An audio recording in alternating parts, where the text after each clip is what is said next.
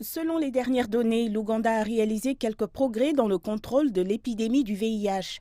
Les résultats préliminaires montrent que sa prévalence parmi les adultes âgés entre 15 et 49 ans était de 7,1% chez les femmes et de 3,8% chez les hommes. Cela représente une baisse de 0,5% de la prévalence du VIH en comparaison avec la dernière évaluation effectuée en 2016.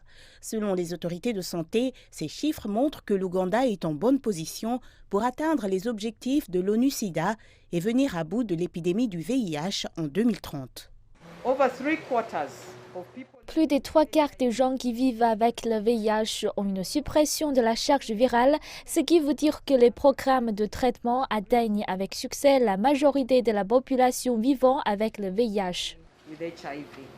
Les résultats indiquent que plus de 90% des personnes séropositives qui se voient administrer le traitement ont un virus indétectable dans leur corps. Cependant, le rapport indique une prévalence supérieure du VIH dans les zones urbaines par comparaison aux zones rurales.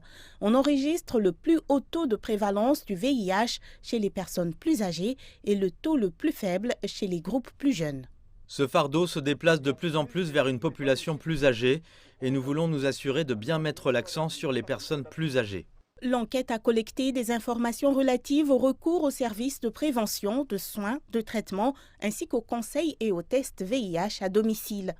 D'après le ministère de la Santé, un nombre significatif de personnes séropositives ont été identifiées et placées sous traitement, et un grand nombre d'entre eux est en meilleure santé, ce qui a réduit le nombre de morts liées au VIH.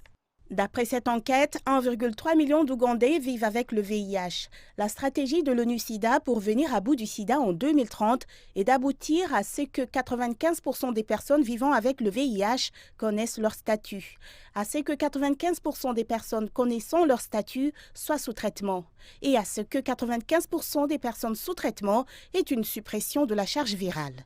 Cette compréhension plus précise de l'épidémie du VIH nous permet de concentrer nos efforts sur les zones géographiques et les populations qui sont le plus dans le besoin, car le but est de fournir les services appropriés dans les lieux appropriés tout de suite et de la bonne manière. L'enquête de 2020 a été conduite par le ministère ougandais de la Santé en collaboration avec l'Université de Columbia et a été financée par le gouvernement des États-Unis avec une assistance technique du Centre de contrôle et de prévention des maladies des États-Unis.